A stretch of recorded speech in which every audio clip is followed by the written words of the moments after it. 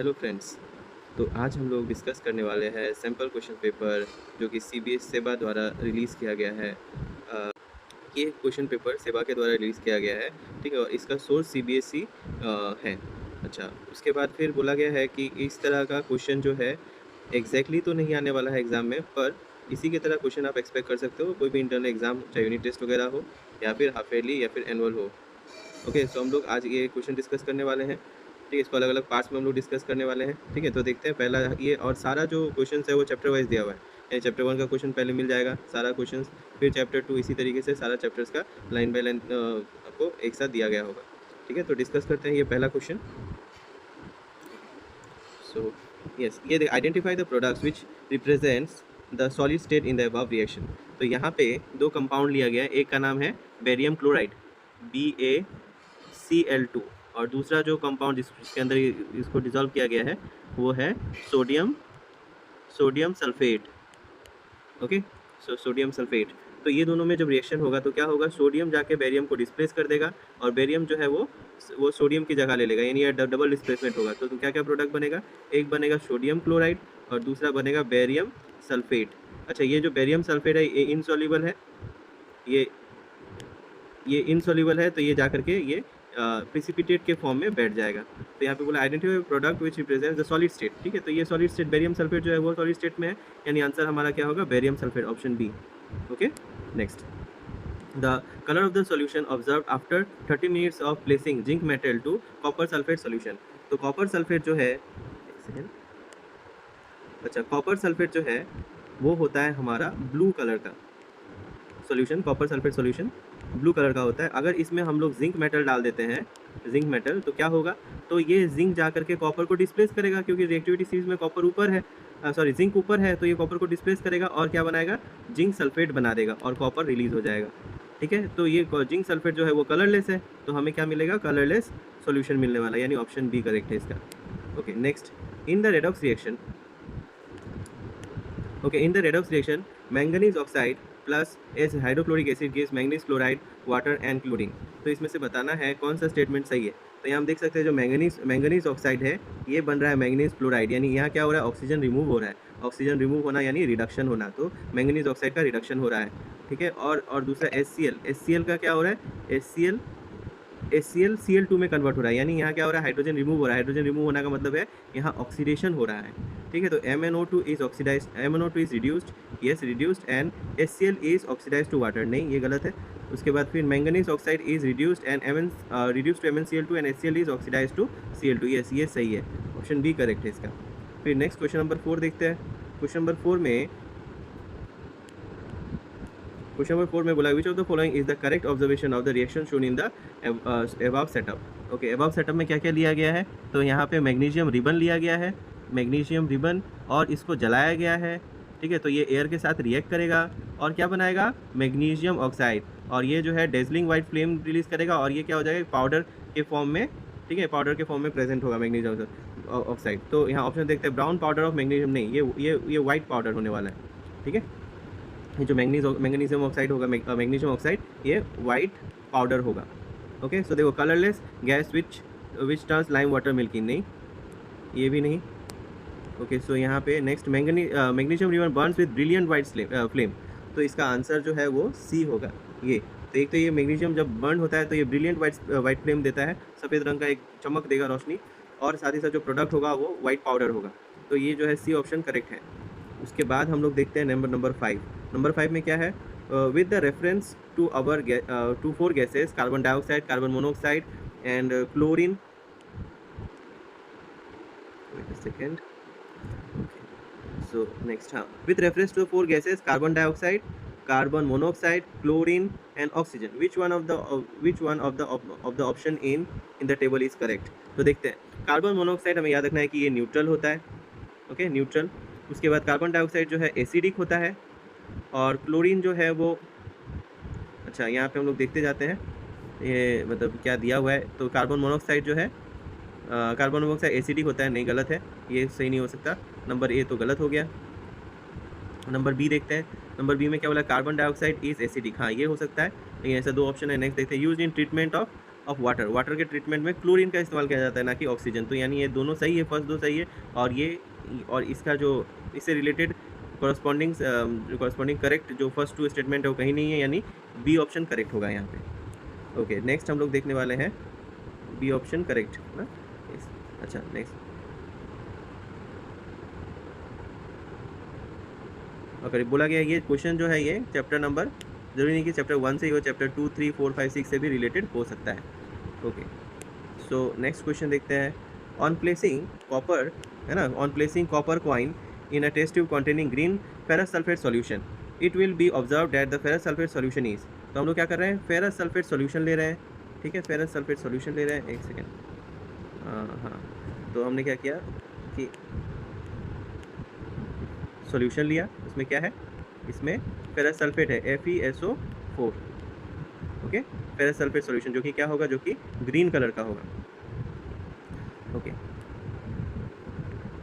तो इसमें हमें ग्रीन कलर का, ठीक है, ग्रीन कलर का सॉल्यूशन देखने को मिलेगा यहाँ फेरस सल्फेट का। अब हम लोग क्या करने वाले हैं, यहाँ पे एक कॉइन डालने वाले हैं, इसमें हम लोग एक कॉइन डालने वाला है। क्या कॉइन है, एक कॉपर का कॉइन है। ओके, सो हम लोग जानते हैं कि अगर कॉपर जो है फेरस सल्फेट सॉल्यूशन के साथ रिएक्ट करना चाहता है, पर रिएक्ट नहीं कर पाएगा। क्यों नहीं कर पाएगा, क्योंकि कॉपर रिएक्टिविटी सीरीज में आयरन से नीचे है, तो डिस्प्लेसमेंट नहीं कर पाएगा इसका। इस वजह से जब कॉपर को रखा जाएगा इस सॉल्यूशन के अंदर, तो इसमें कोई reaction, no reaction will be shown, no change in colour, colour में भी कोई चेंज नज़र नहीं आएगा। तो देखते हैं कौन सा ऑप्शन सही हो सकता है। ओके, सो यहाँ पे देखा गया है turns blue and a gray surface is obtained on the copper coin. No, turn colorless and a gray substance is deposited on the copper coin. यहाँ पे भी substance था। Okay, so ये भी नहीं होगा। Turn colorless and reddish brown substance is deposited, remains green with no change in copper coin. तो इसका आंसर क्या होने वाला है, इसका आंसर D नंबर होने वाला है। ओके, फिर नेक्स्ट क्वेश्चन देखते हैं। Okay, so next question number 7 है। तो Rina took 5 ml of lead nitrate solution in a beaker and added approximately 4 ml of potassium iodide solution to it. What will she observe? क्या किया है यहाँ रीना ने, lead nitrate लिया है, यानी PbNO3, okay, NO3 hold to lead nitrate लिया है, और इसमें क्या ऐड किया है, इसमें पोटेशियम आयोडाइड ऐड किया है, Ki। ओके, बहुत ही फेमस रिएक्शन है, AQ, दोनों ही AQ। ओके, अब ये दोनों जब रिएक्ट करेगा, ठीक है, दोनों जब रिएक्ट करेगा तो क्या होगा, पोटेशियम जो कि लीड को डिस्प्लेस करेगा और लीड जाके पोटेशियम की जगह ले लेगा। यानी हमें क्या मिलने वाला है, हमें मिलने वाला है lead iodide plus potassium nitrate. अब ये जो पोटेशियम नाइट्रेट है, ये तो एक सेकेंड, सॉरी। ओके, सो क्या होगा यहाँ पे, एक सेकेंड,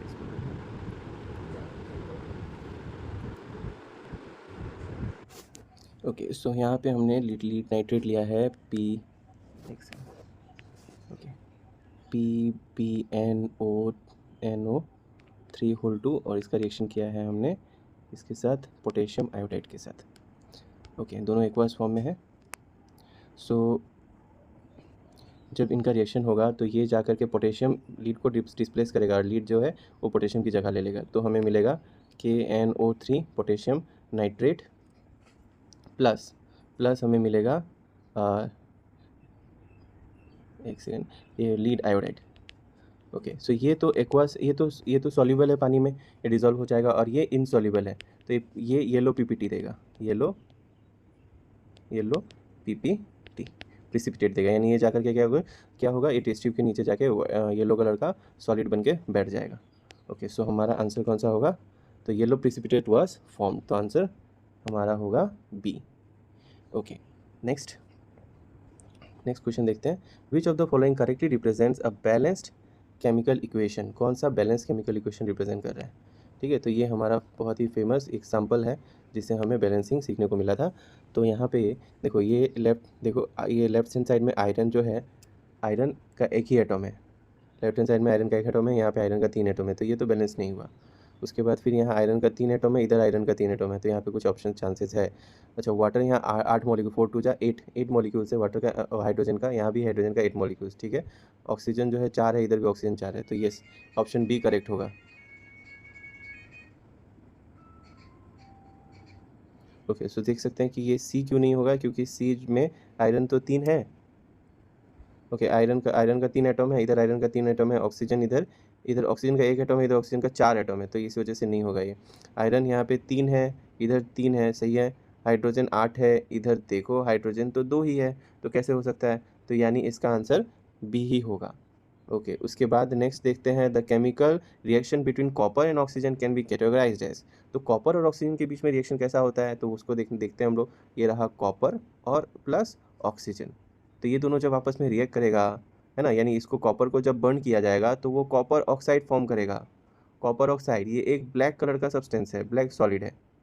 ओके, तो कॉपर का जो जब बर्न करोगे तो उसका ऊपर वाला लेयर जो है वो ऑक्सीजन के साथ रिएक्ट कर जाएगा। कॉपर पाउडर फॉर्म में जब रहेगा, पाउडर क्रश कर दोगे, है ना, उसका ग्रेनुल्स बना दोगे, और जब जलाओगे उसको तो उसके ऊपर वाला लेयर में ऑक्सीजन के साथ रिएक्शन होगा और कॉपर ऑक्साइड फॉर्म करेगा, जो कि ब्लैक कलर का सॉलिड होगा। अच्छा, यहाँ हुआ क्या, यहाँ पे बोल रहा है कि 4 ऑप्शंस है, इसमें से ये रिएक्शन किस से रिलेटेड है? तो हमारा है यहाँ डिस्प्लेसमेंट रिएक्शन। तो क्या डिस्प्लेसमेंट हो रहा है? नहीं, कोई किसी को डिस्प्लेस नहीं कर रहा है। डिकम्पोजिशन हो रहा है। डिकम्पोज यानी एक बड़ा सब्सटेंस ब्रेक डाउन होकर छोटा सब्सटेंसेस में कन्वर्ट हो रहा है। नहीं। कॉम्बिनेशन रिएक्शन, यस, ये कॉम्बिनेशन रिएक्शन है, क्योंकि ये दोनों कंबाइन करके कॉपर ऑक्साइड बना लिया। ओके, सो हमारा ये इसका आंसर सी होगा। नेक्स्ट हम देखते हैं question number 10। Why is it important to balance a skeletal chemical equation? Skeletal chemical equation को बैलेंस करना क्यों ज़रूरी है? तो ये इसलिए ज़रूरी है ताकि law of conservation of mass को वैलिडेट किया जाए, यानी इसका आंसर सी होगा। उसके बाद फिर आता है हमारा 11 नंबर। 11 नंबर में क्या बोला है? Clear solution of slaked lime is made by dissolving calcium hydroxide in an excess of water. Okay, so slaked lime बनाया गया है by dissolving calcium. Clear solution of slaked lime is made by dissolving calcium hydroxide in access.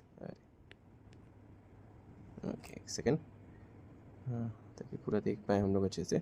Yes, a clear solution of slaked lime is made by dissolving calcium hydroxide in access of water. Okay, this solution is left exposed to air.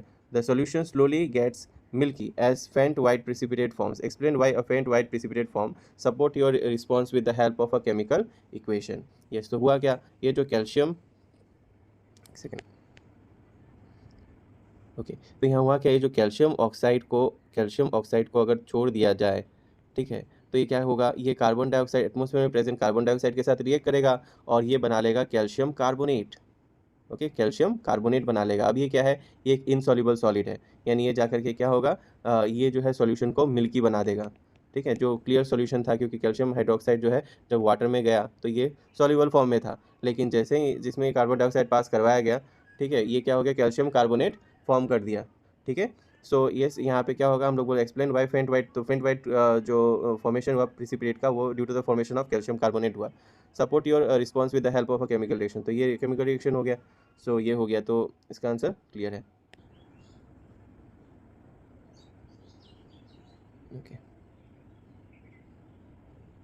Okay, तो next question number 11 का ही और part है। Kriti added dilute sulphuric acid to 4 metal and recorded her observation as shown in the table given below. ठीक है, तो ये observations है। तो यहाँ पे क्या हुआ, कॉपर डाला, बोला गैस इवॉल्व हुआ, किसमें, कॉपर किसमें डाला गया है, कॉपर डाला गया है सल्फ्यूरिक एसिड में, HCl।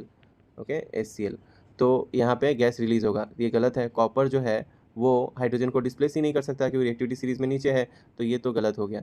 उसके बाद आयरन, यस, आयरन जो है वो हाइड्रोजन से ऊपर है, तो वो हाइड्रोजन को डिस्प्लेस कर सकता है।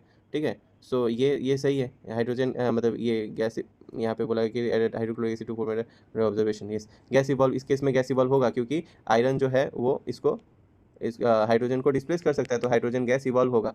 तो यहाँ ये सही है। मैग्नीशियम ये भी कर सकता है, पर आंसर नो दिया हुआ है। जिंक भी कर सकता है, क्योंकि जिंक भी हाइड्रोजन से ऊपर है रिएक्टिविटी सीरीज में, तो ये और ये दोनों जो है सही है। ओके, सो हम लोग देखते हैं कौन सा ऑप्शन सही है, करेक्ट है। यस, तो यस, हम कह सकते हैं कि select the correct options and give chemical equation भी देना है। तो ऑप्शन तो हमने सेलेक्ट कर ही लिया। ठीक है, तो हमारा ऑप्शंस क्या क्या है, एक है हमारा आयरन और दूसरा है जिंक। आयरन क्या करेगा, Fe जब रिएक्ट करेगा किसके साथ, इसके हाइड्रोक्लोरिक एसिड के साथ, तो क्या फॉर्म करेगा, FeCl2 भी फॉर्म कर सकता है और FeCl3 भी फॉर्म कर सकता है। ठीक है, सो ये हो गया plus hydrogen gas. Okay, next zinc जब रिएक्ट करेगा, जिंक प्लस HCl, तो ये क्या होगा, ZnCl2 देगा प्लस हाइड्रोजन गैस। ठीक है, तो ये हो गया। नेक्स्ट देखो, सो 12 में लाइमस्टोन को हीट किया गया है, तो लाइमस्टोन यानी कैल्शियम कार्बोनेट। है ना, कैल्शियम कार्बोनेट को जब हीट किया जाएगा तो क्या होगा, तो इसको जब हीट किया जाएगा तो ये कैल्शियम ऑक्साइड देगा और कार्बन डाइऑक्साइड देगा, ठीक है। तो और बोला गया है नेक्स्ट, जब ये कैल्शियम ऑक्साइड इस एक्स है ना, इस यहाँ पे एक्स है, तो एक्स को जब वाटर में डाला जाएगा तो ये कैल्शियम कैल्शियम हाइड्रोक्साइड देगा, ओके, जो कि स्लैक लाइम है। ओके, सो यहाँ पे बोला गया है जो फर्स्ट पार्ट है ना, वो एंडोथर्मिक है, सेकंड पार्ट एक्सोथर्मिक है बोला गया है। ये जब लाइमस्टोन को जब हीट किया जाएगा तो वो कैल्शियम ऑक्साइड देगा और कार्बन डाइऑक्साइड देगा। अब ये रिएक्शन बोला गया है कि एंडोथर्मिक है, एंडोथर्मिक नहीं है, और सेकंड वाला एक्सोथर्मिक है, तो ये गलत है। जो भी डिकम्पोजिशन रिएक्शन होगा उसमें हीट देना पड़ता है ना, कैल्शियम कार्बोनेट का डिकम्पोजिशन हो रहा है तो उसमें तो हीट देना पड़ा, तो हीट एब्जॉर्ब हुआ, यानी ये एंडोथर्मिक होना चाहिए। तो यहाँ पे ये जो बी ऑप्शन है, मतलब ये जो पहला वाला ए है, ये गलत है। बी ऑप्शन में देखो, पहला वाला एंडोथर्मिक बोला गया, दूसरा वाला एक्सोथर्मिक बोला गया। पहला वाला तो एंडोथर्मिक है लेकिन दूसरा वाला एक्सोथर्मिक भी है, यानी ये जो है ऑप्शन सी करेक्ट होगा इस केस में। तो 12 का आंसर हो गया सी। नेक्स्ट हम लोग देखते हैं 13 नंबर। 13 नंबर में क्या है, ओके 13 नंबर में क्या है, ए जो है बीसी के साथ रिएक्ट कर रहा है और फिर एसी बना रहा है बी बाहर, यानी ये जो एग्जाम्पल है ये है हमारा डिस्प्लेसमेंट रिएक्शन का, ओके, डिस्प्लेसमेंट रिएक्शन। ओके, उसके बाद यहाँ पे क्या हो रहा है, यहाँ पे ये है double displacement, double displacement reaction का example. Identify the type of reaction mentioned above in 1 and 2, yes, give one example is, तो इसका एक एग्जांपल दे दो। इस पहला वाला का एग्जांपल हो जाएगा कि आयरन Fe प्लस CuSO4, तो क्या होगा, ये होगा FeSO4 प्लस Cu, ये हो गया। डबल डिस्प्लेसमेंट का एग्जांपल देना है तो इसका एसिड बेस रिएक्शन दे दो, सबसे इजी होगा HCl प्लस NaOH या न्यूट्रलाइजेशन रिएक्शन, तो ये क्या देगा, ये देगा हमारा NaCl plus H2O, this is double displacement reaction, okay. और इनको बैलेंस करना है, तो ये तो बैलेंस्ड ही है और ये भी बैलेंस्ड है, तो कोई प्रॉब्लम ही नहीं है हमारा, ठीक है। अब नेक्स्ट क्वेश्चन नंबर 14 देखते हैं। Reddish brown metal X when heated in air gives a black colour Y. Reddish brown metal यानी ये कॉपर के बारे में बात किया कर रहे हैं, तो कॉपर को जब हीट किया जाता है ना, कॉपर रेडिश ब्राउन मेटल है, ठीक है, यही हमारा एक्स है, ठीक है, यानी यही हमारा एक्स है। इसको जब हीट किया जाता है तो होता क्या है, ये एक ब्लैक कलर का कंपाउंड बनाता है। ये जब हीट किया जाएगा तो ये एक्चुअली ऑक्सीजन के साथ रिएक्ट कर रहा होता है ना, ऑक्सीजन के साथ रिएक्ट करके ये कॉपर ऑक्साइड बना लेगा जो कि एक ब्लैक कलर का सब्सटेंस है, ओके। सो वाई, ये हमारा वाई हो गया, this is Y, okay. Which when heated in presence of H2 gas gives X back. अभी इसको जब फिर हीट किया जाता है इन प्रेजेंस ऑफ H2 तो क्या होता है, इसको in the presence of H2 heat किया जाएगा तो ये क्या करेगा, ये जो है इससे ऑक्सीजन ये ले लेगा, तो ये फिर से कॉपर हुक में कन्वर्ट हो जाएगा और यहाँ पे वाटर आ जाएगा, ओके। सो हमें फिर से एक्स मिल जाएगा, यही तो एक्स था ना, यही तो एक्स था जो हम लोगों ने लिया था। एक्स को हम लोगों ने हीट किया तो ऑक्सीजन के साथ रिएक्ट किया, कॉपर ऑक्साइड जो कि ब्लैक कलर का सब्सटेंस था, इसको फिर से जब हाइड्रोजन के साथ हीट किया जाएगा तो ये इसका क्या करेगा, इससे ऑक्सीजन ये ले लेगा, ठीक है, ऑक्सीजन लेकर के इसको रिड्यूस कर देगा, रिड्यूस हो जाने से ये कॉपर बन जाएगा और हाइड्रोजन जो है वो खुद ऑक्सीजन लेके खुद ऑक्सीडाइज हो जाएगा, तो हमें फिर से एक्स मिल जाएगा, ठीक है। Gives back x is refined by the process of electrolysis, okay, इसको रिफाइनिंग किया जाता है electrolysis process. This refined form of x is used in electrical wirings, yes, तो ये रिफाइंड फॉर्म जो है कॉपर का वो इलेक्ट्रिकल वायरिंग्स में यूज़ किया जाता है, ठीक है, तो वायर वगैरह बनाने में कॉपर का इस्तेमाल किया जाता है। कॉपर एक अच्छा कंडक्टर इलेक्ट्रिसिटी का। Identify X Y, X copper है, वाई क्या है, कॉपर ऑक्साइड है। ड्रॉ अ वेल लेवल diagram to represent the process of refining X, okay, तो डायग्राम बताना है, ये चैप्टर 3 से रिलेटेड है। इसमें हमें क्या करना पड़ता है, एक बीकर ले लेंगे, इसके अंदर 2 रॉड ले लेंगे, एक कैथोड एनोड, है ना, तो एनोड जो है इम्प्योर रॉड होगा, कैथोड प्योर और थिन रॉड होगा, और ये एनोड जो है वो थिक और इम्प्योर रॉड होगा। फिर क्या करेंगे, इसमें इलेक्ट्रिसिटी पास कर देंगे, ठीक है, इसमें बैटरी कनेक्ट कर देंगे, इलेक्ट्रिसिटी पास करेंगे तो क्या होगा, और ये सॉल्यूशन जो है इलेक्ट्रोलाइट लेना पड़ेगा, ये हम लोग कॉपर सल्फेट ले सकते हैं, तो ये कॉपर जो है यहाँ पे ये टूट कॉपर जो है सॉल्यूशन में जाएगा और जो भी इम्प्योरिटीज़ वगैरह है वो नीचे में एनोड मड की फॉर्म में रह जाएगा, और ये कॉपर जा करके जो कैथोड में है वहाँ जा करके ये डिपॉजिट होना शुरू होगा। तो धीरे धीरे देखोगे कि एनोड का जो रॉड है वो पतला हो रहा है इलेक्ट्रोड, और कैथोड का जो इलेक्ट्रोड है मोटा हो रहा है, यानी ये जो कैथोड वाला इलेक्ट्रो रॉड है ये हमें प्योर कॉपर मेटल दे देता है, ठीक है। तो ये हम लोग बना सकते हैं, ये चैप्टर 3 में इसका डायग्राम लास्ट में मिल जाएगा, ओके। सो इस तरीके से हम लोगों ने चैप्टर 1 को क्लियर कर दिया है। चैप्टर 1 का हर एक क्वेश्चन हम लोगों ने समझा है। तो अगले अगले जब वीडियो बनेगा उसमें चैप्टर 2 हम लोग डिस्कस करेंगे, ठीक है, क्योंकि एक ही फ्लो में एक ही बहुत बड़ा है चैप्टर, बहुत बड़ा ये जो पीडीएफ है काफ़ी बड़ा है, तो इसको एक गो में तो कवर करना बहुत ही मुश्किल है। धीरे धीरे करके हम लोग अपने नेक्स्ट वीडियो में चैप्टर 2 डिस्कस करेंगे। ओके, और तब तक के लिए आप हमारे साथ बने रहें, हमारा चैनल को सब्सक्राइब करें अगर आप नए हो हमारे चैनल पे, और हमें सपोर्ट करते रहें। आप लोगों का जो है लाइक्स और कमेंट्स हमारे लिए बहुत ही मोटिवेशनल होगा, और हमें मोटिवेट करेगा कि हम लोग और भी वीडियो बनाते रहें और भी आप लोगों के लिए मेहनत करते रहें। तो please do subscribe our channel, and for today it's good time. Bye bye. Subscribe now and press the bell icon. Never miss an update.